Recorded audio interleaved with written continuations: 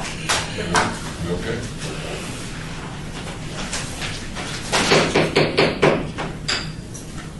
I'd like to call to order the City of Las Vegas Historic Preservation Commission for September 28, 2016. Please call the roll. Chair Scoville? Here. Vice Chair White? Commissioner Housh? Excuse Commissioner Quinn? Here. Commissioner Bellis? Excuse Commissioner Leonardo? Here. Commissioner Levine? Excuse Commissioner Beck? Here. Commissioner Hotchkiss? Excuse Commissioner Serpa? Excuse Commissioner Cosgrove? Here. Commissioner Mooney? Here. Commissioner Riverton? Here. We have a quorum. Great. You're welcome. Item 2, has the meeting been posted to comply with the open meeting law? Yes, it has. Item 3, public comment during this portion of the agenda must be limited to matters on the agenda for action. If you wish to be heard, please come to the microphone and give your name to the record. The amount of discussion as well as the amount of time any single speaker is allowed may be limited. The public is also welcome to make any comments on each item as it's being heard by the board before we vote on the action item. Anybody would like to speak at this point? Hearing and seeing none, we'll move to item number 4, possible action to approve the final minutes by reference of the regular meeting of June 22nd, 2016. Look for a motion. So moved. Do we have a second? Second. Discussion, comments? General public? Hearing none, all those in favor say aye. Aye. Those opposed, motion carries unanimously with the chair voting in favor. Item number 5, HPC 66780, discussion of possible action regarding an HPC Centennial Legacy funding request of $3,150 for permanent banners and sign toppers for the Berkeley Square Historic District. Look for a motion. So moved. Second. Courtney, you want to tell us a little about this? Sure. If any of you have visited the Berkeley Square Historic District recently, you know that the banners are not holding up well. They are made of vinyl and they're just kind of, they weren't really meant to be permanent. So we had always discussed in planning ideas for replacing those with something that's a little more permanent. We've done some research, and what we're proposing is to do is to replace the banners, the vinyl banners on the exterior. You can refer to your map with banners that are, I believe they'll be aluminum. We're kind of going back and forth on a couple of different materials. They have to be lightweight. They'll be roughly the same size. And then on the interior, at the tops of the poles where the street names are, what do you call Street this? signs? Street signs, thank you. I'm going to mime those out. On the tops of the street signs, what they call sign toppers would be a sign, would be a little thing that said Berkeley Square, and it would incorporate some of the original designs from the artist Joe Watson who did the banners. So the banners all around the edge won't all be the same. This is just, for the purposes of kind of giving you an idea of the strategy. So this amount that planning is requesting today is for the design, and we will be going to the Centennial Commission for funds for the fabrication and installation. Do we have a sense of what the cost would be? I'm sorry, not the design, but the... For the fabrication and installation, I think it was pretty... it's a little over 10,000, I think. Okay. So it was a little bit more than what I thought I should bring to this commission. Did I count right 30 or 28 elements? Yes, but just to be clear, option 2 is there will be one common design topper for the interior street signs, 4 unique topper designs for the entry street signs, and then the the banners the same banners that are up there now will be used for the exterior, the aluminum banners, the big ones that go on the street lights themselves. Are all of the current ones destroyed or in bad shape? They're in pretty bad shape. And we have replacements, but we would have to request funds from this commission to hire the contractor to put them up. So I figured we would save money and just go ahead and do the permanent solution, and then these will last for years. I'm sorry, when we worked on those banners, because I worked with Courtney on those banners, I think those banners are like a cloth, kind of rayon, something. They're not as sturdy like the metal. They're not a sturdy material. So we knew that eventually they would have to be replaced. But the other part of that, because I remember asking this, will they get replaced? So I'm just to open my mouth, I'm pretty firm on this deal. Yeah, where I was going with it, can we able to preserve one of the cloth ones? Yes. Sure. Sure, we can do that. That's a good idea. I'd like to preserve as many as possible.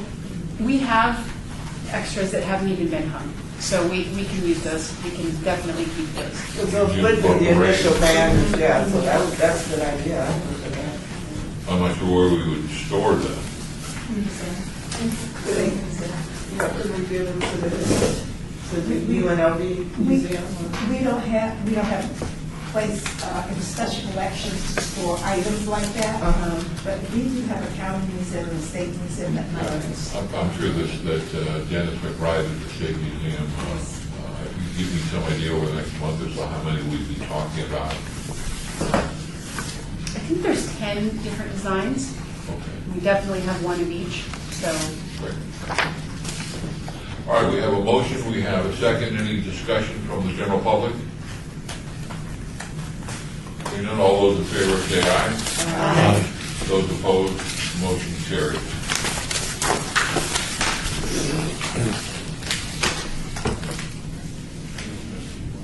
Item number 5, we just Can you get a discussed. clarification of who made the motion? I made the Commissioner White? motion. She made the motion and I second. Okay, and that was for approval, correct? Yes, I'll be able to clear this. Item number 6, a report by the Department of Planning regarding the Huntridge Neighborhood Historic Resource Survey. The area is generally bounded by East Charleston Boulevard on the north, South 5th Street on the west, East Oakey Boulevard on the south, and South 15th Street on the east between East Charleston Boulevard and Norman Avenue on the north and south, respectively. And approximately 407 feet from the center line of South 13th Street between Norman Avenue on the north and East Oakey Boulevard on the south. There will be a test.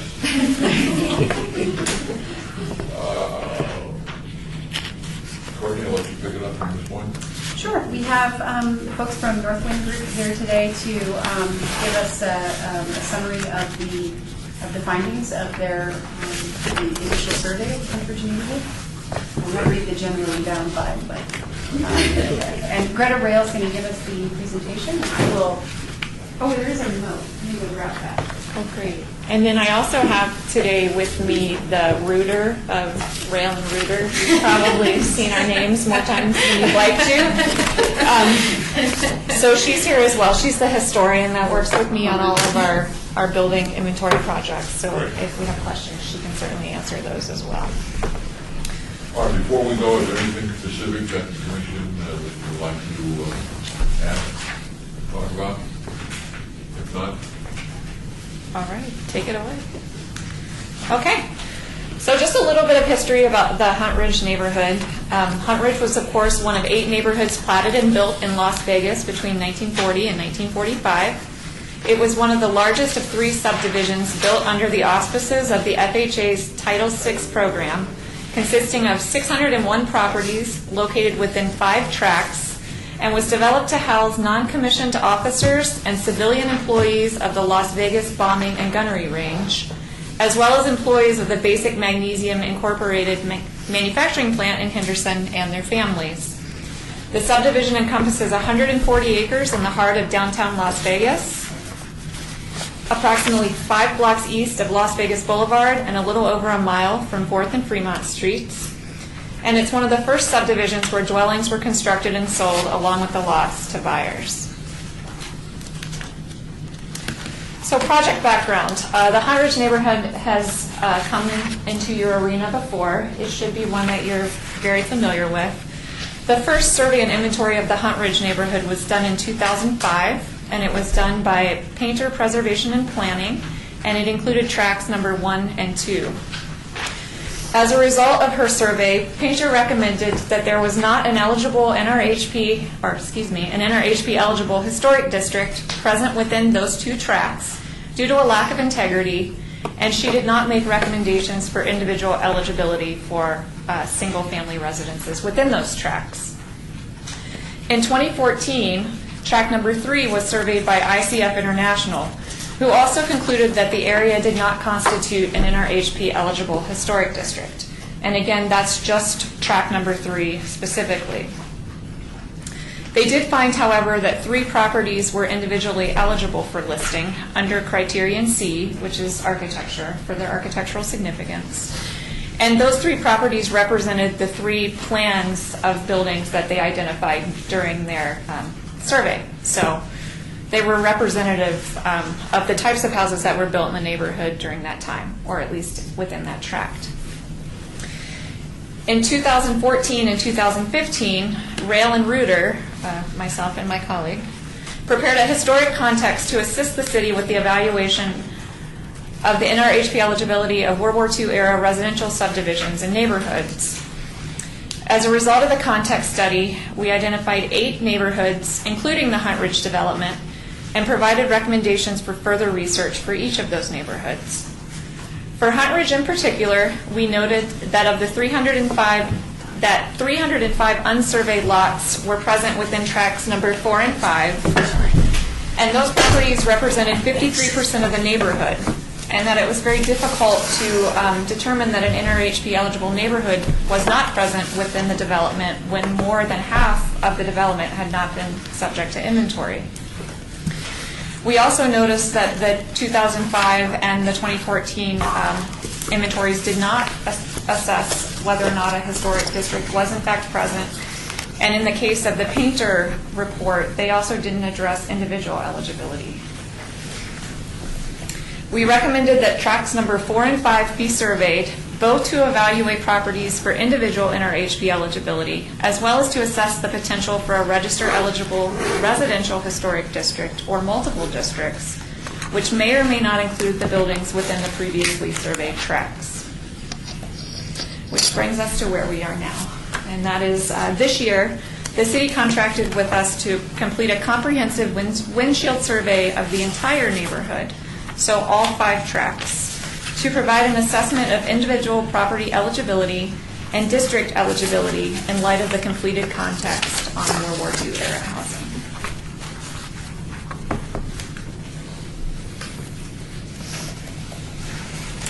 So as a result of our inventory, we documented 601 buildings.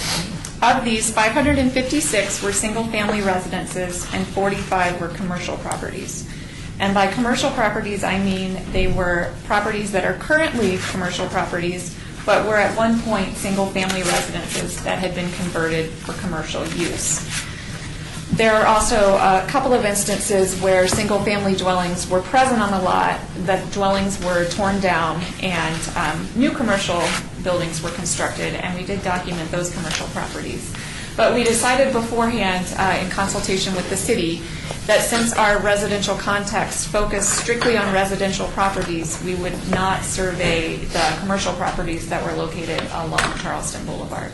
So we did not look at the Hunt Ridge Shopping Center, we did not look at the theater, just strictly residential properties or residential property or commercial properties that were originally residential. Does that make sense? It's kind of a mouthful, and I apologize. We noted that the majority of the residences within the neighborhood were built in 2 architectural styles, and those you can see on the slide. Those styles are the minimal traditional and the transitional ranch style. 316 of the 556 were the minimal traditional style, and 190 were the transitional ranch style. The minimal traditional style, which you can see a photograph of on the right, was characterized by a rectangular shape with low to intermediate pitched hip or side gabled roof lines. And the transitional ranch, sorry, that's a mouthful, buildings were similar in size to that of the minimal traditional, but favored elongated rectangular or L shapes, possessed lower pitched roofs, and often had varied cladding on the front facades for visual interest.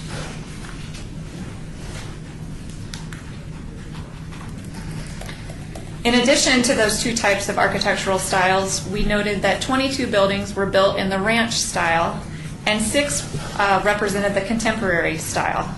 And almost all of these buildings were located within the first tract, which suggests that there was a little bit of change in the styles of buildings that were constructed over time as the neighborhood was built out.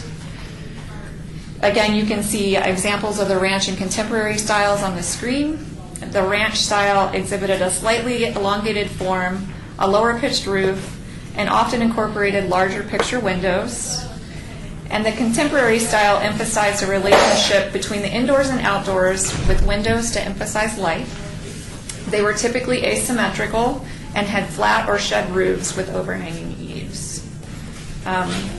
There were also several exceptions, and those were largely the commercial properties, again, formerly residences, that were located along the periphery of Maryland Parkway. And there were also several buildings on the interior streets that represented modern infill, or were buildings where the existing buildings were torn down and new buildings were constructed after the neighborhood's development. So for our eligibility requirements, we turn directly to the context that we had prepared in 2014 and 2015, which outlined how the eligibility for properties within these neighborhoods should be determined. The applicable historic context for the district that, again, are in the context that we used for the Hunt Ridge neighborhood in particular was the growth and development of Las Vegas and World War II era subdivision development and residential architecture of Las Vegas during World War II.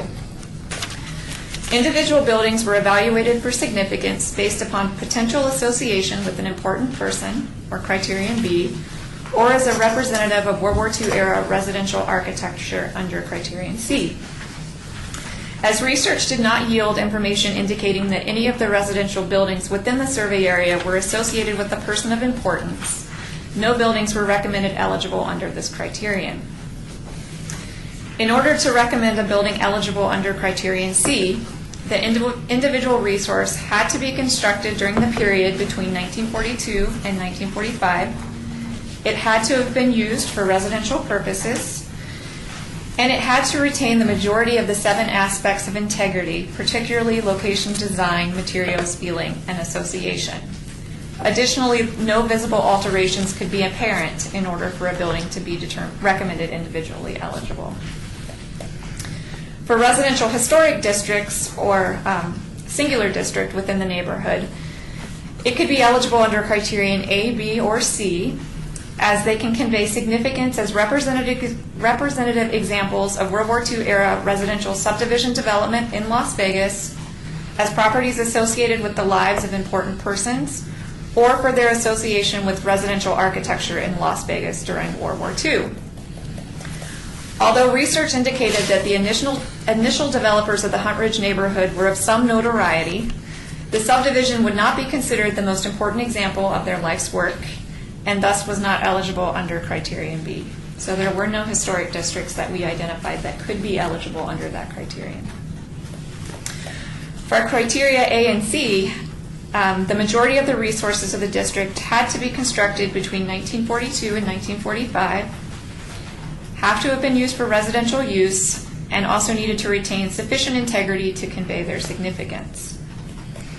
As the threshold for integrity of contributing properties is less than for properties considered for individual NRHP eligibility, it was determined that for a property to be a contributor, it could have up to 2 modifications to its materials and/or design and still remain a contributing property of a district. In order for a district to be recommended eligible, at least 51% of the resources must retain integrity.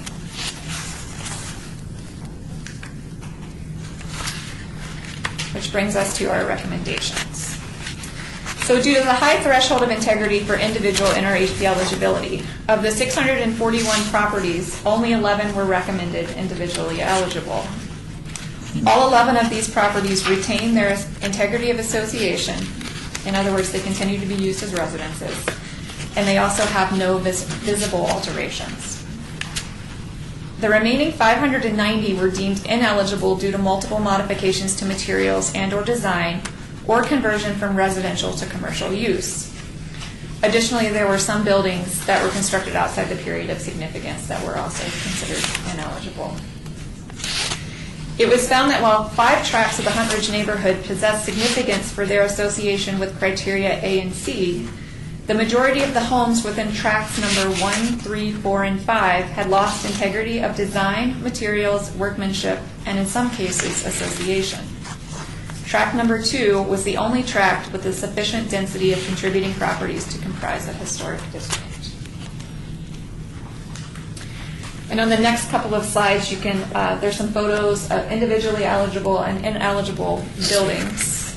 You can see examples of a transitional ranch and a minimal traditional style residence, which retains its aspects of integrity and also has no visible alterations.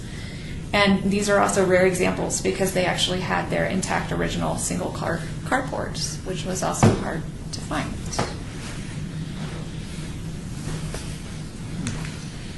And then for ineligible buildings, the most common alterations to buildings within the subdivision as a whole were window replacement, the application of synthetic siding or brick or stone veneer, and infill or enclosure of the original single-car carport or conversion of the carport to a garage.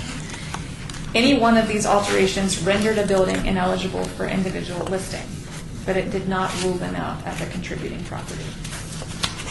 So the photograph on the left shows a contemporary style dwelling, and the alterations for this building included window replacement, application of stucco surrounds around the windows. There's also enclosure of the original carport at the southern end of the building, and then you can also see the addition of a large chimney on the northern end. The photograph on the right has window replacement and also the addition of vinyl siding.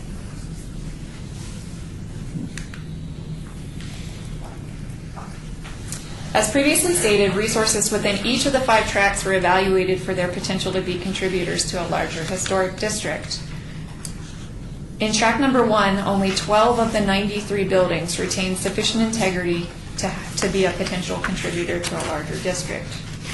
Tract numbers 3, 4, and 5 had a similar scenario with 39 of 143, 49 of 209, and 33 of 112 buildings, respectively, retaining the necessary integrity to be considered a contributor. So that left us with tract number 2, which was our only vote. And we really wanted a district.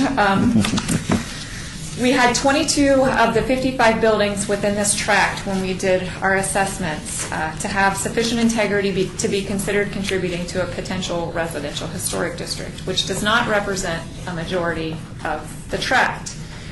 However, there were 6 buildings that were on the periphery of the district that were along Maryland Parkway that had all been converted to commercial use. So when we took those 6 properties out of the equation and we redrew our boundary to exclude those properties, that left us with 49 properties, which gave us 1 property more than a majority. And we were able to identify a sufficient density of eligible buildings to substantiate an eligible residential historic district. And you can see on the photographs on the right the number of acceptable changes and how that plays into account, because these 2 homes are actually constructed in the same architectural style. They're basically the same house, but you can see that the contributing property still retains its original carport. There has been wainscoting added to the front facade. The roof line is still pretty much the same. Largely, the footprint of the building is still the same. Whereas the bottom photo, they've added stucco tile to the roof, they've infilled the carport, there's a large front porch addition. So this is a good indication of the types of modifications that we were dealing with when we determined whether or not a property was contributing or not contributing. The next step for us is to prepare a National Register nomination for tract number 2, which we have called by the short name of the Hunt Ridge Subdivision Tract number 2 Historic District. It's a mouthful. But we're hoping that that will happen in the near future, and we're really excited that maybe the Hunt Ridge subdivision will get to be Las Vegas's 3rd historic district, following in the coattails of Everly Green. So that's it, quick and dirty in a nutshell. And please feel free to ask questions if you have any. I don't know about quick and dirty, it seems to be pretty clean and thorough. Yeah, very cool.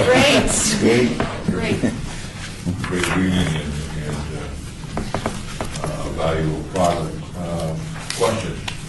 I want to commend you for creatively taking out the homes on Maryland Parkway to Well, that's a speed question. the numbers. Yeah.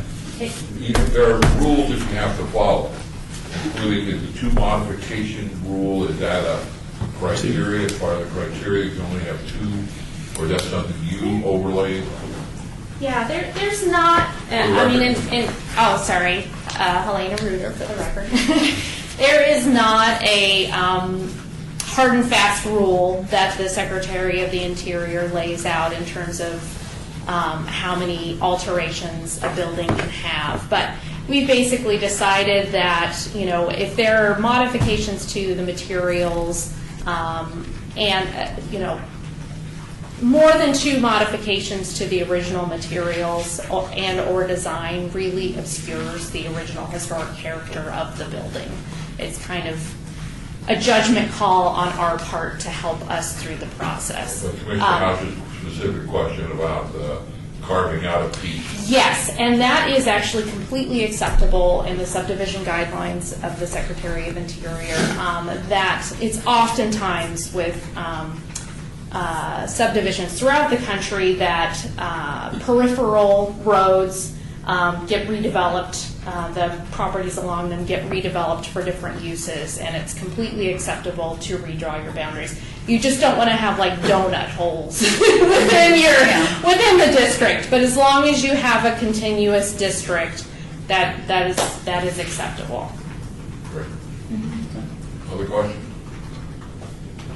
We'll jump back quickly to, and these are just sort of odd questions. So, when you talk about 1945, the time frame, are we in essence talking January of 42 to December of 45? Is that when, or up to 40? How do you define it?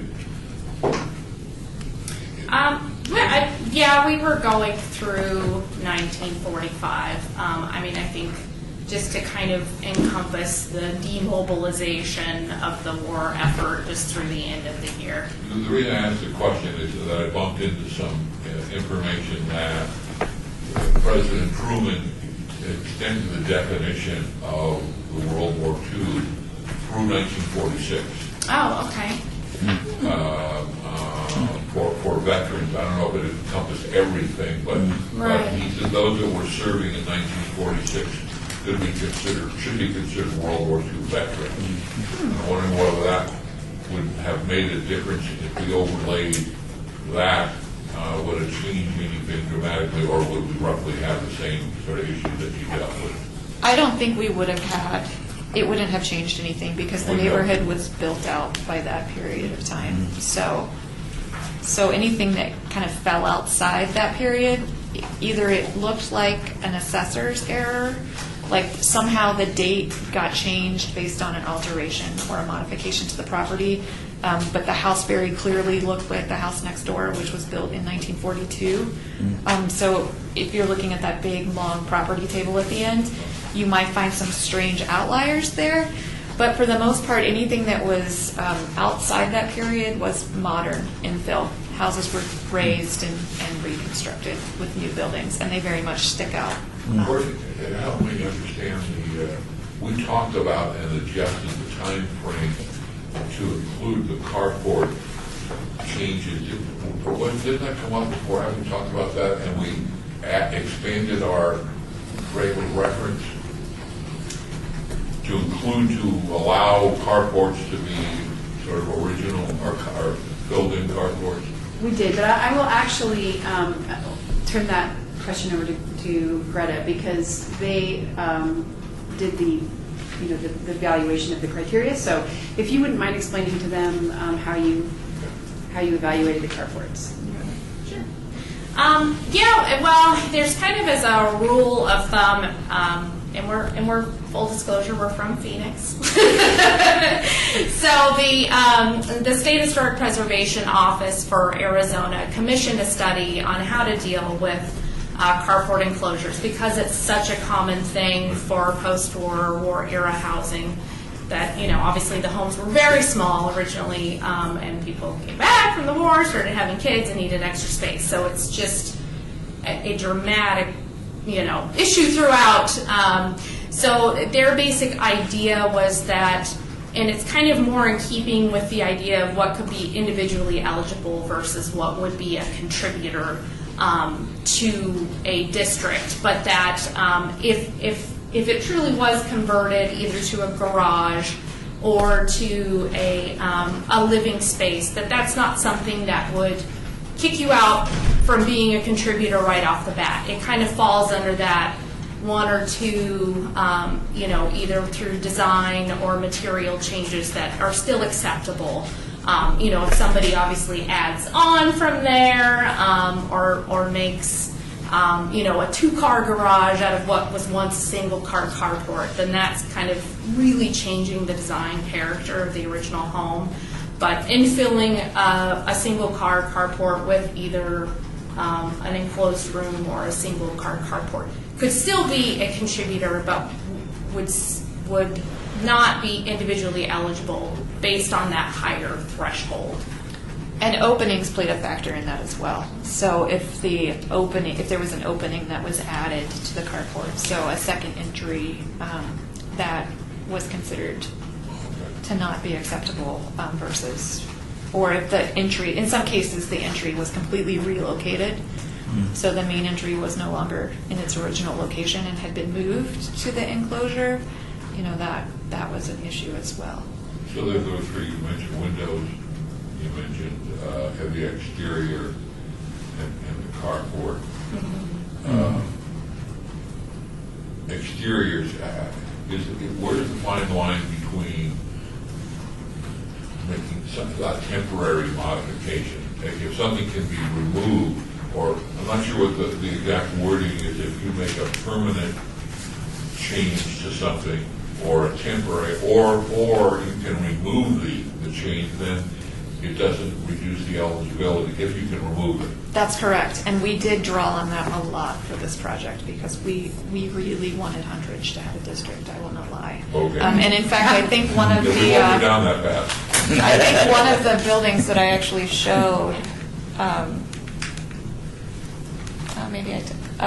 The house that you can see there on the left, a perfect example of that are the awnings that are over the windows. It's a change from what the building originally looked like, but we didn't count that as a negative because the owner could take those off.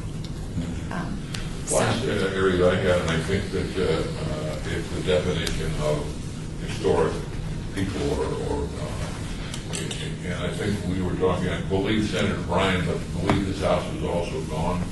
It is. Okay. It is. Yeah. So there was, how can a dog catcher be considered a historic? I mean, where is there a magic line? There were a lot of prominent people, business people that lived in that area. The property has to be the epitome of that person's life work.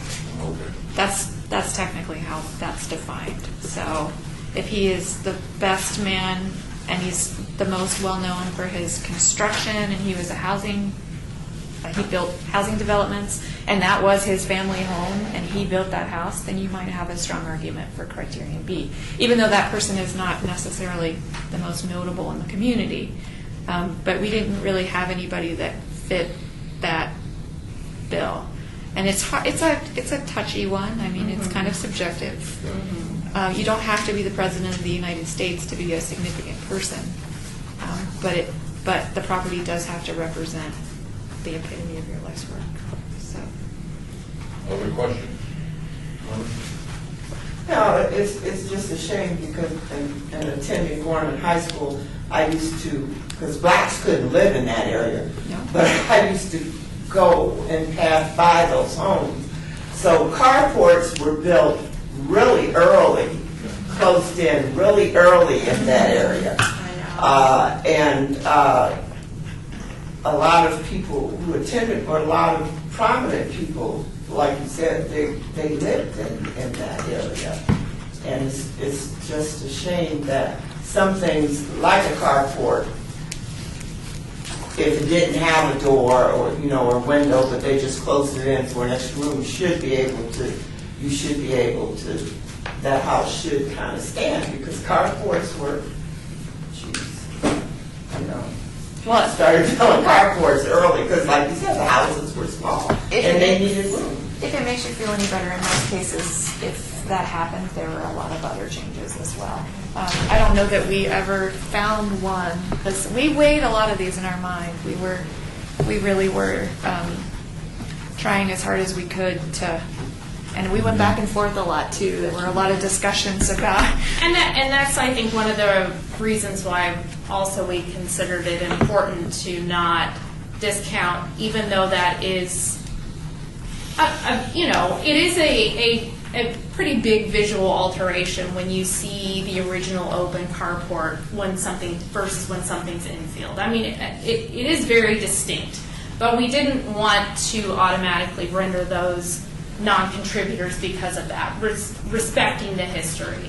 As I drive through that neighborhood on a regular occasion, I get all the rules and regulations, but when I drive through there, I'm still taken back to World War II. I mean, you still get that sense, even with all the carports and the window changes and so forth. So as a totality, even though we've got 12 out of 93 and 49 and so forth, there still is a sense of that neighborhood being a distinct historic. Courtney, let me ask you: are there the action is to accept the report and the recommendation, or There's no action required. there's no action required? So where do we go from here with the track 2? So I met with the Hunters Neighborhood Association last week, and we talked about next steps, and the two Hunters Neighborhood Associations were represented there, and this was the Hunters West, where this recommendation is located. That neighborhood association president requested that the city do a little bit of outreach and education with the neighborhood before we move forward with the nomination. So as I mentioned before, I'm gone the month of October, but when I get back in November, I will try to set something up with that president. Will work on a neighborhood meeting or some other outreach so that they can decide if they really want to move forward or not. Just as an aside, the city of Reno on October the 14th will be presenting the Newland Heights neighborhood for National Register nomination, and it is likely to pass the state museum board and move on. Having driven through that neighborhood and our neighborhood, there seems to be that we should move forward to do something. There's really an opportunity, and so the other thing that's coming to mind, you sent out a tour of homes that's going to come out on October the. Can the HPC sponsor a tour of the homes in this area, in the Huntridge area? It'd be great to be able to see some of the homes that meet the criteria. Sure. So no action taken? Nope. Other than really a great thank you to this is really a substantial report. It provides a model to move forward. It's great reading. So, Yeah. thank you for that. Thank you. Thanks.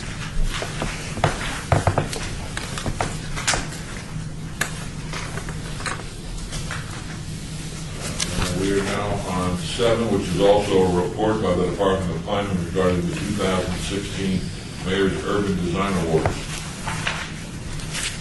The nominations are open for the Mayor's Urban Design Awards. They are due November 10th, 2016. The forms can be accessed online October 3rd.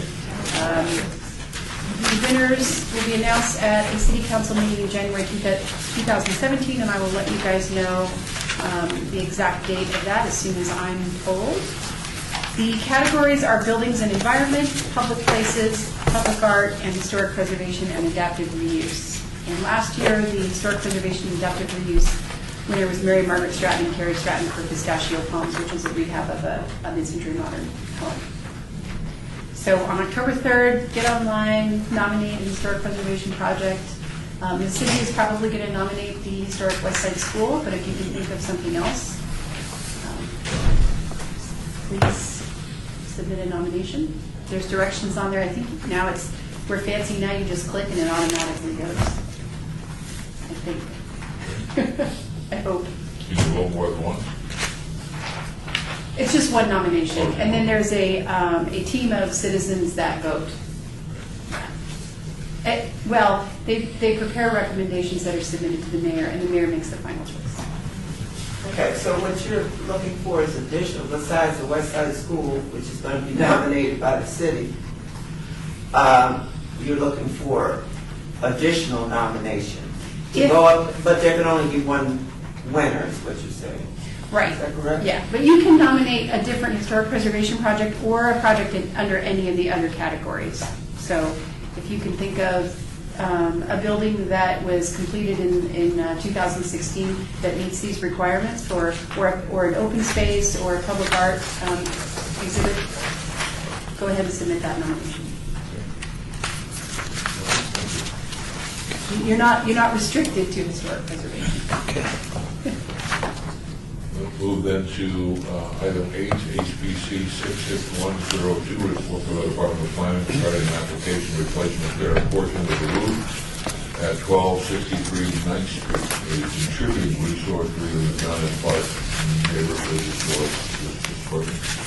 On August 8th of this year, the Historic Preservation Officer approved a building permit application to repair and replace the roof shingles like for like on a portion of the existing roof at 1263 South 9th. Staff found the roof repairs to be minor in nature. No action required. Mary, you have any comments? No. Questions from the commission?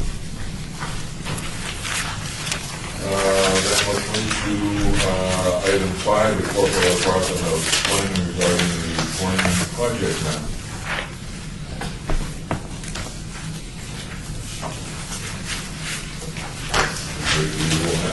Any questions? Questions?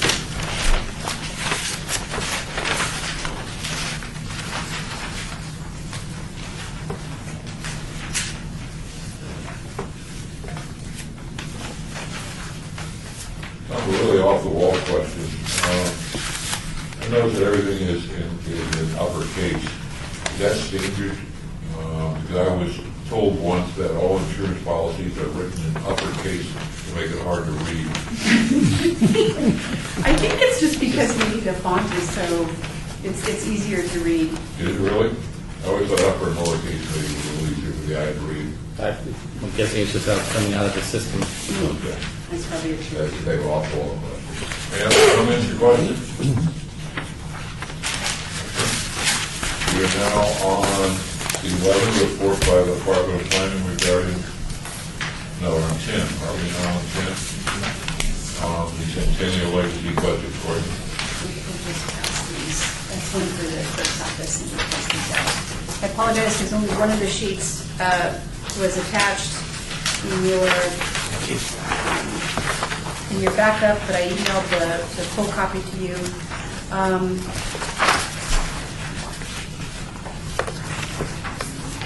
The most recent expenses are the Las Vegas Review-Journal advertisement for the Beverly Green Historic District, the award plaques, and the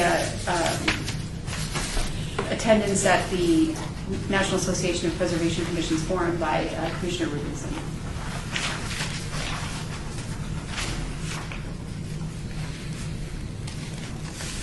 Comments, thoughts, questions?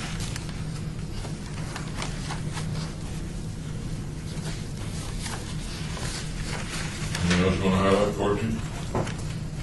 No, we'll move on. Thank you. Now we're at number 11. It's the regular report on historic and archaeological resources in the local media. Other than the thank you report.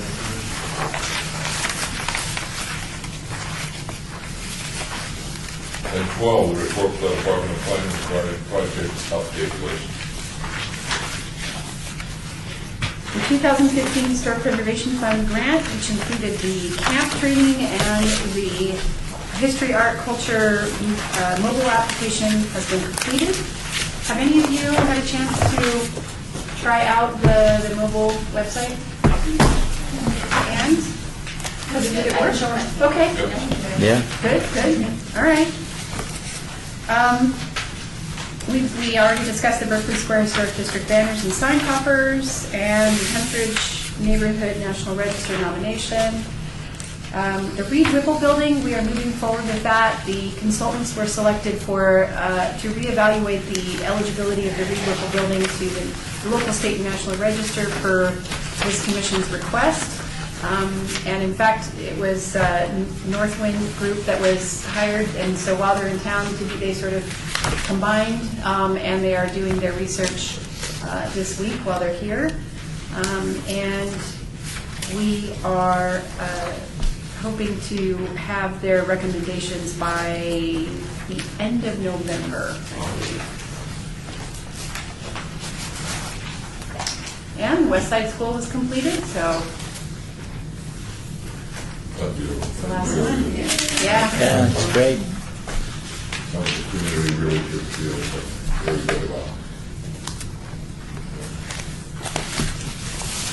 Item 13, discussion regarding topics for future agenda items by the commission. Comment made during this portion of the agenda by individual members shall refer solely to proposals for future agenda items, and any discussion shall be limited to whether or not such proposed items are within the purview of the commission, or proposed items shall be placed on the future agenda.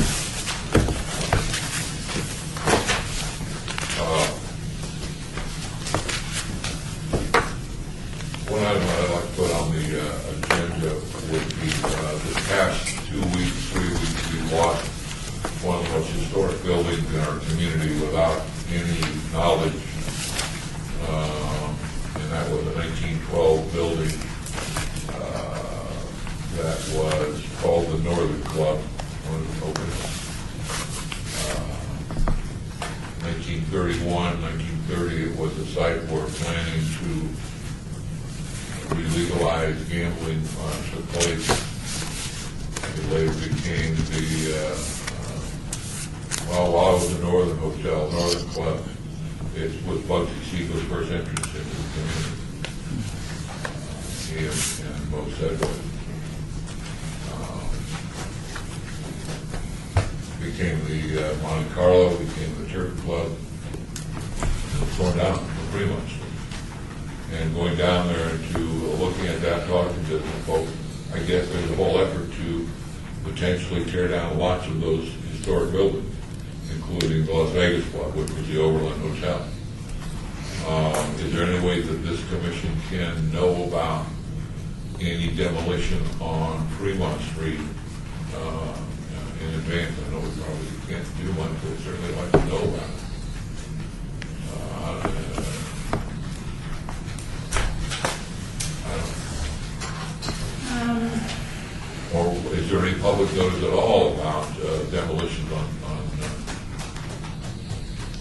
No. I'm not that familiar with the process, but I understand they pull a permit and that's it. They pull a permit, and usually the permit text will let me know if a building is over 50 years old, and they'll ask me if I want to, get a photograph of it before it's demoed, but they can't delay the demolition. So, and oftentimes they pull the permit, and then they go back and they start the work. I'm not saying that we would change ourselves to this building, but it certainly would have been nice to see this is one of the buildings in the deeds in 1905 that the railroad issued. We all know that there was the element you could only sell alcohol on Block 16, the 200 block of North First. There was also one more little asterisk, and that asterisk was you could sell liquor in a hotel. And when that was discovered, all of a sudden, all these little tiny hotels opened up with giant bars on Greenland. And one of them would later be the Northern. Maine Soccer was received the first gaming license in 1931 for the Northern. So there's a lot of history that went with that building. It would have been nice to photograph it. When you start tearing down the Las Vegas Club, you're going to find the Overland Hotel there. And if you go all that facade, you're going to find a 1911 hotel. It'd be nice to be able to record some of this stuff or do something. And I don't know what the process would be, whether we can take any building that's in from First through, or from Main through Second Street, whether any demolitions could be at least acknowledged and we can get out.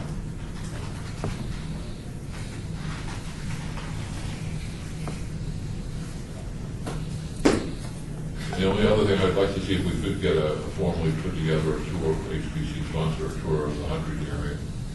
I think that would be something really good for historic preservation up in May. So when we start thinking, when we start presenting those ideas, usually around January, February, that'll be included on there.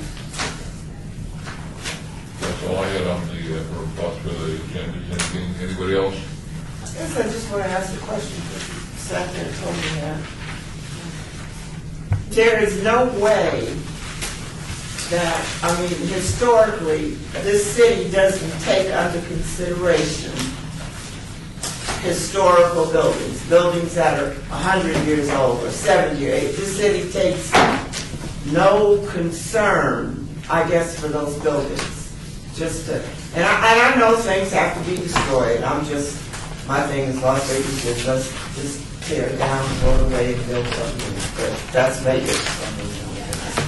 But it seems like to me there's something, and we're a commission with no power for anything. I'm just asking. And I know we only got about 5 minutes, but I'm just asking. What? Should that be an agenda item for a future discussion item? Or? Could you clarify what the question is? The question is that one, this commission has no power in effects of buildings 100 years or over 50 years of age of buildings that are historical buildings. There's no power or could be considered historical buildings. Either to get the information like he said, I know we can't stop them, but at least even if there was some process that they went through us or that the commission, told them to take note of, that they had to. It's something I'm asking. Is there anything that we can do? To me, it's ridiculous to sit on a commission that has no power to do nothing. We have 2 elements here. One, that this particular agenda item deals with item 4, which is what your question is. What would be the agenda item that we can talk about? Right. The next item is public comment, where comments can be made just in general. But I think the commissioner is looking for an item on an agenda, whether October, November. Is there a process that can be instituted where this commission at least is aware of any buildings that are... Or have some say. Maybe we I mean, there's something, sometimes you tear down a building, but you ought to be able to put a sign there or something to let people know that this was the original such and such and such, and, or so-and-so had this, built this up, or gambling first started here, or this was, I mean, you know, you got all this stuff going, and this history of the city, Tom, any thoughts? and there's nothing.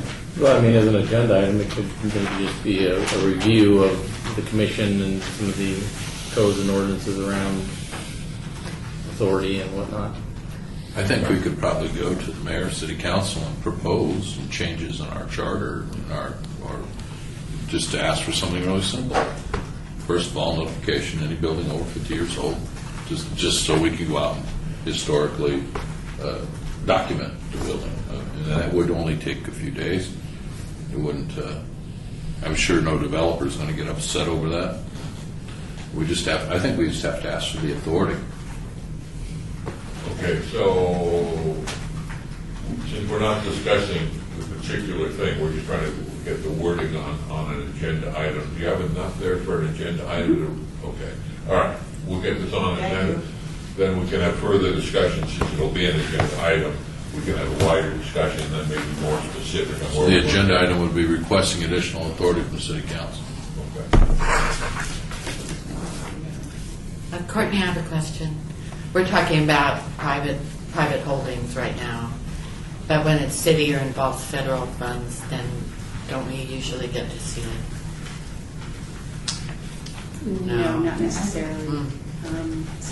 Sometimes, yeah. But federal funds, we haven't had that in a while since the re-Whipple, but yes, we're starting to put those on the agenda.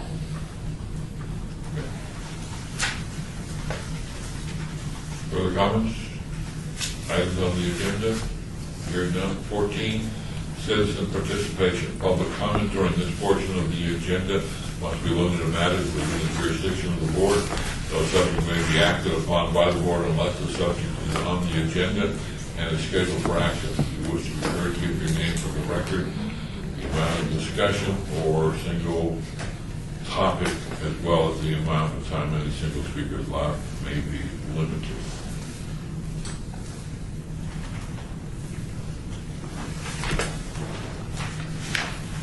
I always think that this one should think to be rewarded.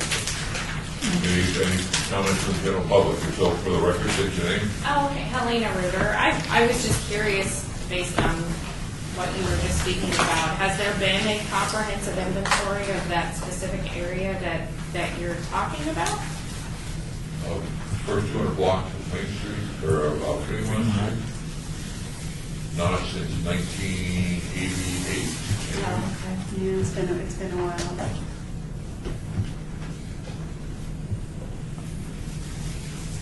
Well, I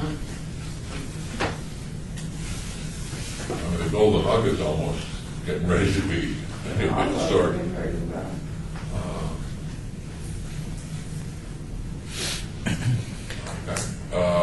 All right, no, but the answer is maybe that's something we need to look into to see what's behind all of the facades that are there on Fremont Street.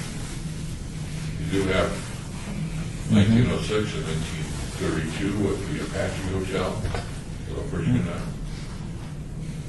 the fire destroyed the original Oberlin in 11, but that's was rebuilt.